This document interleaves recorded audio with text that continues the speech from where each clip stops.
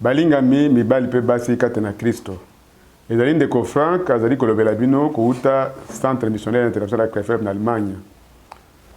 Toza kotala sima na ba weekend oyo eleki Nzambe apamboli na bamayangani lisusu batu pene ya 1000 bayaki bandimi ya solo basanganaki awa kouta na Europe pe outre-Atlantique, outre-mer bayaki kosangana elongo na biso pona koyoka liloba ya solo ya Nzambe ya bomoi.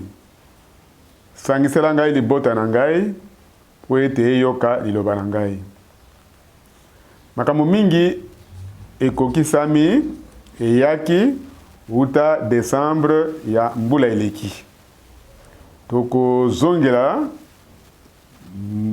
kamwa makambo misusu kati na yango. Yambo na lingina lobete na février tozaki na bariyangani ya malamu ya kitoko ba réunion minene na Portugal na Pakistan. Moko te akoki ko imaginer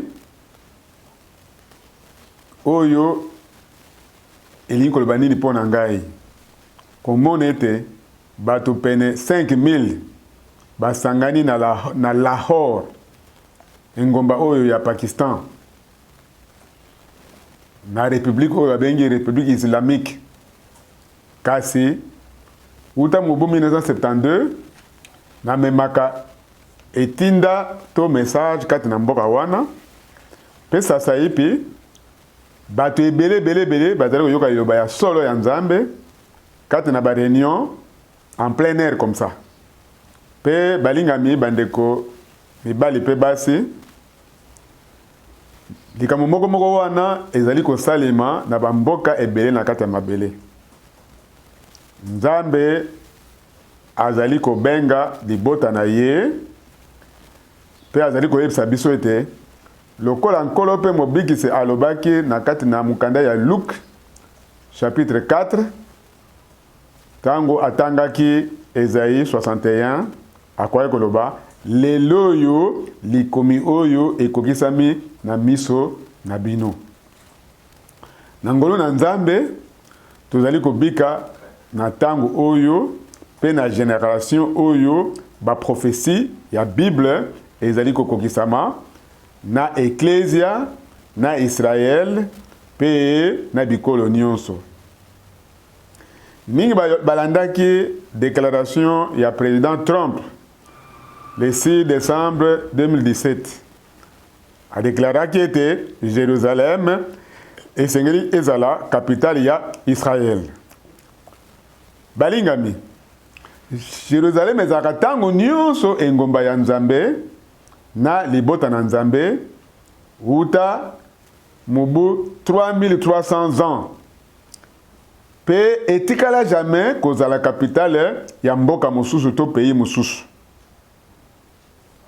Kasi likambo moko ya spécial ekokisami.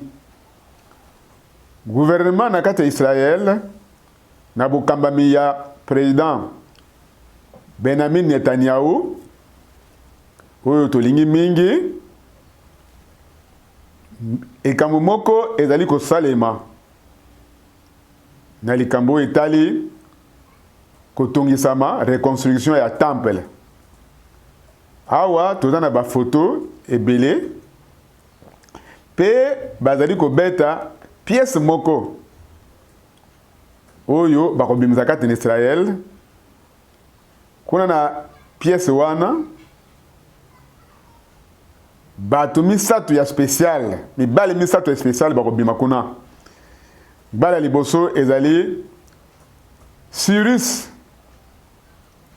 oyo bokonzi ya liboso ya royaume ya Perse na suka ya captivité babylonienne na mobu ya liboso ya mokonzi Cyrus oyo Nzambe asalelaki mpona ko déclarer que bayuda to bana Israël basengelaki bazonga na Jérusalem pe batonga tempelo na bango.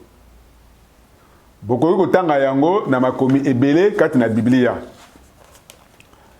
Kobanda na 2 Chroniques chapitre ya suka pe na kati na mukanda ya Esdras, mukanda ya Nehemi. Sasa ipi pièce wana likolo nango kombo misato bako imprimer na pièce wana, bako tia na kati na pièce wana.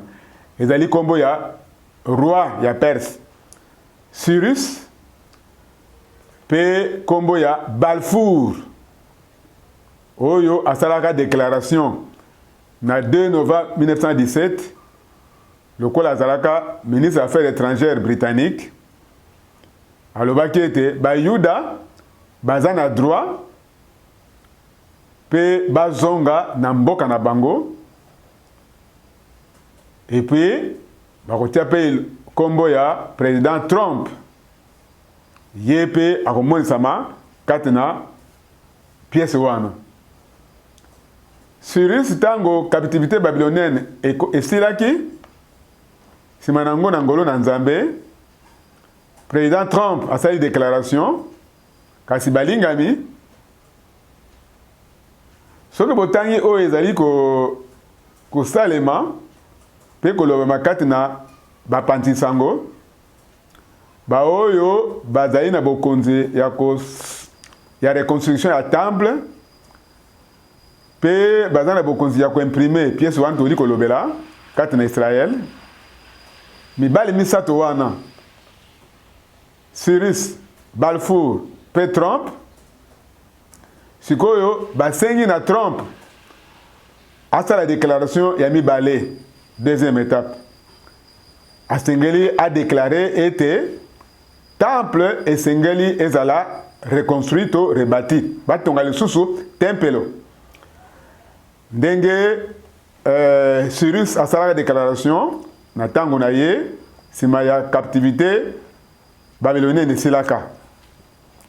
Boye balingami tokende na modindo na makambo oyo te naliki ete na kosala lettre circulaire mpona kotalisa ete na makomi ya bule ete tempelo esengeli etongama engebeni na Apocalypse chapitre 11 tempelo bakomesure yango pe kozala na mesure moko ndenge oyo ya liboso ezalaka ndenge temple mibale ezalaka.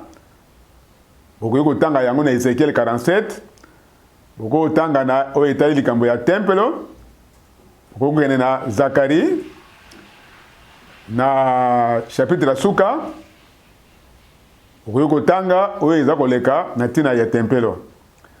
Boye balingami tosukisami ete pe tozali kososola ete tango tozali kobika tokomi penza pene ya bozongi ya mibale ya nkolo pe mobikisi na biso Yesu Kristo po ete ntombo na mosala ya baprofete mibale ekobanda kaka soki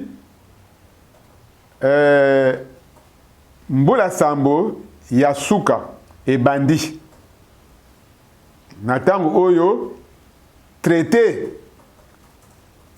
ekosalema oyo ekosangisa Union européenne tozala na bosembo ekozala traité wana alliance wana ekosalema entre Union européenne, Vatican na représentant ya Europe oyo ekozala empire ya mokili mobimba ya suka. Mosakoli Daniel amonaka bampire misato ya mokili mobimba. Ezalaki empire babylonien, empire médo-perse, empire grec, pe oyo ya suka ekozala empire romain. Sasa ipi empire romain ezali kozwa bomoi. Pe tango Trump akosala oyo par na ye sima nango nde Union européenne ekozwa bokonzi pe alliance ekosalema katikati na Rome, Israël, na bamboka oyo ezingaka Israël, ndenge na bandaki yango koloba na mwa message muke tokokende na makambo wana na mozindo te. Kasi sasa ipi nini oyo etali mpona biso, nini mpona makambo etali mwasi na libala ya Yesu Kristo, nasengeli koloba yango sasa ipi.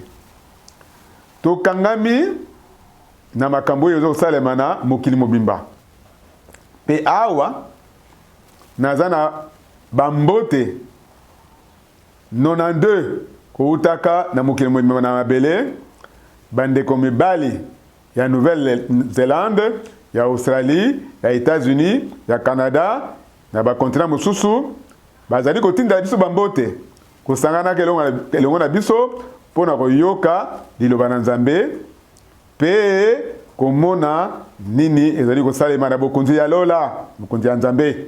Balingami, naza na mokumba monene liboso na Nzambe na kokoma yango lisusu soki Nzambe alingi.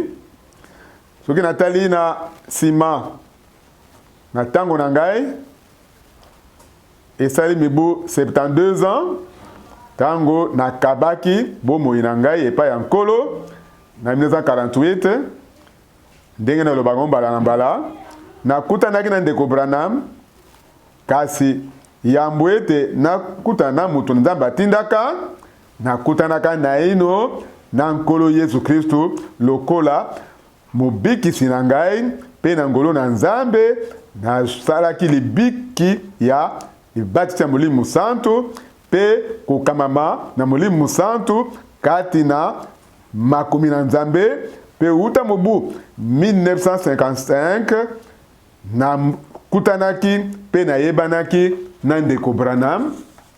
Balingami, uta mobu 1958 na yokaki ye mbala mibale pe na zalaki na mayanga na ye na yokaka liloba oyo babengi message pona mbala liboso na juin 1958 pe ndeko Branham alobaki ayebisaka nga yo ndeko Frank okozonga na Allemagne na message oyo. Boye na ngolo na Nzambe na ndimi ete William Branham azalaka mosakoli oyo atindamaka pona eleko na biso pona age oyo, mosakoli oyo alakami na Malaki chapitre 4 pe nkolo ye moko a confirmé yango na Matthieu chapitre 17 verset 11, na Marc chapitre 9 verset 12. na moni ngai moko ntomo na mosala oyo na biki ministère oyo pe na ngolo na Nzambe na yeko kososola ete tozali kobika pene ya bozongi ya mibale ya Kristo. Mais manda ezalaki nini? Otindami na etinda to message oyo kozala muyangeli ya boye ya mibale ya Christ. Balingami, nakosala lisusu remarque moko bolimbisa ngai. Kasi na mayangani ya semeno eleki nazwaki brouillon moko, donc mukanda moko na bakombo 40 ya batu oyo bazali ko traduire ba prédication ya ndeko Branham na makota mususu. Mais bango nyonso bazana ba direction ekeseni, bazana ba interprétation ekeseni, bazali ko pengwisa libota na Nzambe kosalelaka nalobakaka prophète alobaki, prophète alobaki, prophète alobaki. Pe moko na bango azali ko limbola na ndenge na ye ba déclaration ya ndeko Branham. Pe sima na yango bazali ko pesa malakisi na bango pe bandimbolo na bango. Balingami, tango ekoki s'il vous plaît, Bino, bo kanisaka likambo yo. Et pas ndeko Abraham balobaki, bayebisaki ye, lokola na Moïse, epesamaki bilembo mibale, na yo pe mibale, bilembo mibale epesameli yo. Bilembo mo ezalaki nini? Ezalaki tango ya kobenga bato babima, tika ete mwana nanga mobali akende. Bongo division ezalaka tango Cyrus apesaka mutindo ete bozonga na Yerusalem. Est-ce que ezalaki na bato ebele bayaki na ba direction ekeseni? Ou bien libota na Nzambe ezongaki na Yerusalem pour ete ba tonga lisusu tempelo na bango? Est-ce que bazalaki na bolimbolo ya ndenge na ndenge na tango ya Moïse? Bazalaki na intervention ebele na tango ya Moïse? Te bazalaki kaka na prophète moko. Ezalaki nde Moïse pe liloba na Nzambe eyaki epai na ye. Pe bongo quand Moïse akufaki, Josué atelemaki pona kokamba libota na Nzambe kati na mabele oyo ya ilaka. Boyi na tango na biso Nzambe asaleli William Branham pona kozongisa biso na liloba ya Nzambe uta na Genèse tikino na Apocalypse. Mabomba ni nyonso a révélé yango. Pe tozali kokabola ba misero nyonso bisika nyonso na mabele. Pe mwasi ya libala azali ya kokabwana te. Mwasi ya libala azali kokamama na ba direction ebele te, na ba intervention ebele te. Mwasi ya libala azali kondima bobele liloba na Nzambe. Interprétation moko te, explication moko te, doctrine lokuta te.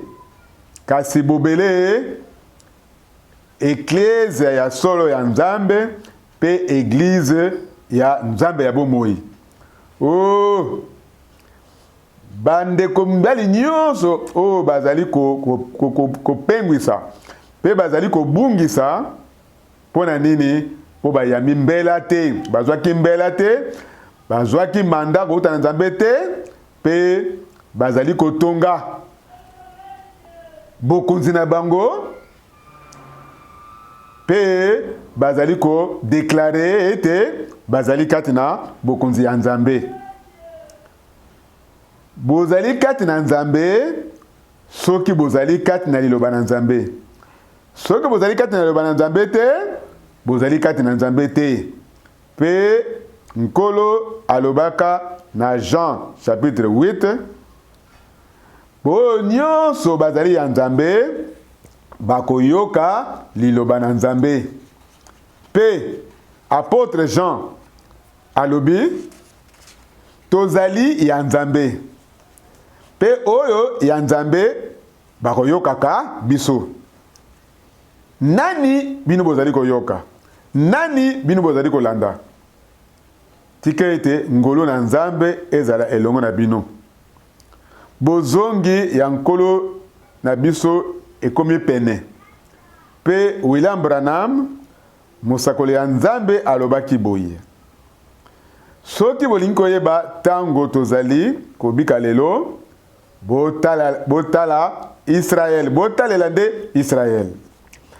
Israël ekoma mboka indépendant kobanda mobu 1948.